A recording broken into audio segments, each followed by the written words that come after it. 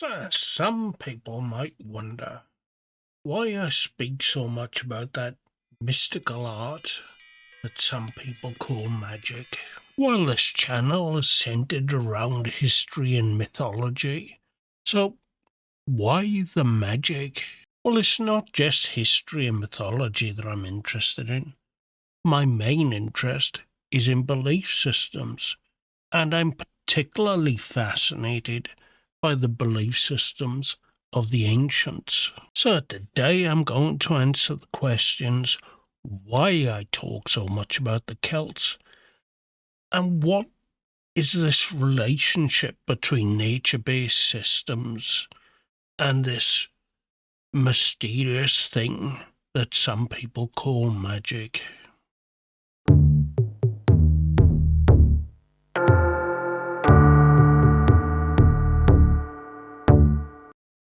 People start looking towards the esoteric and the occult for many reasons. Some people are just curious, and then there are those others that are looking for answers to questions. Inevitably, most people start with nature-based systems such as Wicca and shamanism, and as their interest deepens, they move on to things such as the Kabbalah, ceremonial magic and Goetia, and Hermetic philosophy.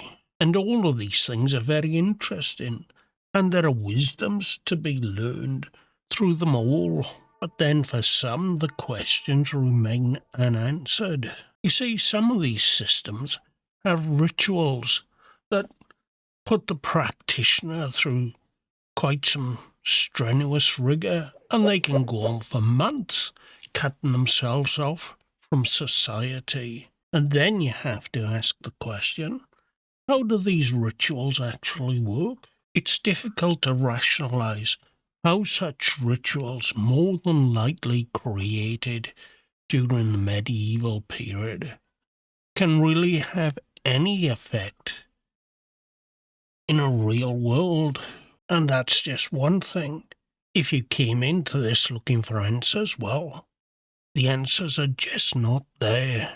Other than working on the practitioner's psyche, that's all you've really accomplished here, is to open up a big old void of mysticism. But it doesn't take you any closer to understanding how things work, or answering questions of divinity, or even the entire process of creation. And when such questions are left unanswered, many people turn full circle and they go back to the nature-based method. And why?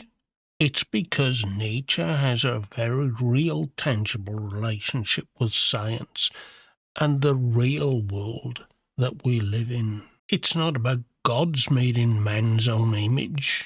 And yes, I did say that correctly. And it's not about angels and demons. It's about the real world, the natural world. So from medieval meanderings, people come back to nature to find true spirituality and the answers to divinity. So let's come back to the main topic of this discussion. Why the Celts?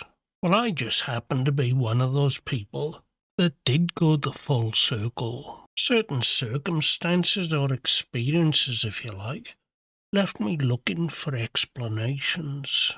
And mainstream religion, well, that just didn't seem to add up to me.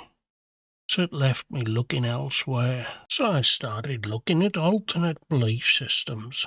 And with the information that was available at the time, and this was way before the time of the internet, that led me into nature-based belief systems, Wicca and shamanism. And as I said before, this inevitably draws you deeper. And soon I was looking at the Kabbalah and various forms of ceremonial magic, then looking into works by Aleister Crowley and studying the rituals of the Golden Dawn. But none of these systems were providing any explanations for me. It's then that I came back to nature-based systems when I started to look deeper into the Celtic belief systems.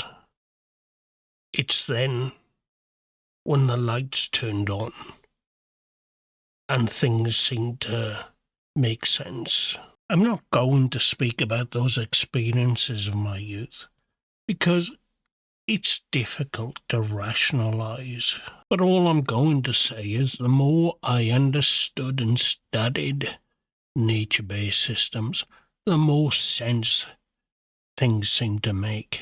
And I spend more time with the Celtic belief system because this is the one that seems to ring the most true to me. But not just the Celtic belief system, but the belief system that extends back through to the Indo-Europeans. Their whole belief system revolved around the natural life cycle of life, death, and rebirth. And this was evidenced to them by observation of the yearly seasonal cycle, or perhaps what we'd call the vegetation cycle. Nature itself was a living intelligence, and its life force permeated everything. The takeaway from that is that nature is at the centre of everything. It's the creator, the life sustainer, and the death bringer. And this makes perfect rational sense. You only have to look out of your window to see nature in action. So nature is the universal balancing force of everything. And it's also the intelligence of creation. So what then does this all have to do with magic? Well, magic is a word that we use today, and it's used to describe those sorts of techniques that can mysteriously influence or change the outcomes of the future. Well, that would be pretty handy, you might think. And yes, they thought the same thing too in the past. In fact, it would be very handy in terms of influencing the harvest, or perhaps some success at the hunt, or even determining the outcome of the battle. Being believers of nature, it was the gods of nature that they appealed to ask for assistance. And these gods were personifications of the powers and forces of nature that they could work with to manipulate outcomes that were more to their favour. But it was more than just that.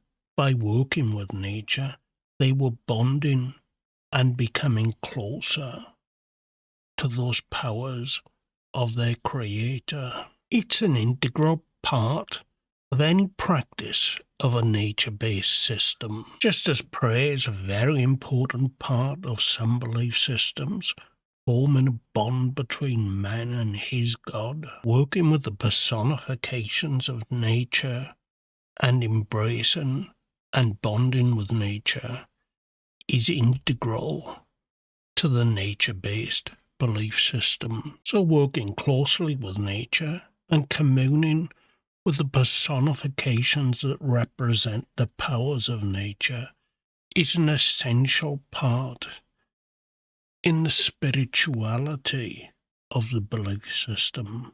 The two things go hand in hand. So if you've all enjoyed today's discussion, then, as usual, give us a thumbs up to help the channel along. And with that, and subscribe to the channel if you're not already. And with that, I'll see you again very soon on the next one.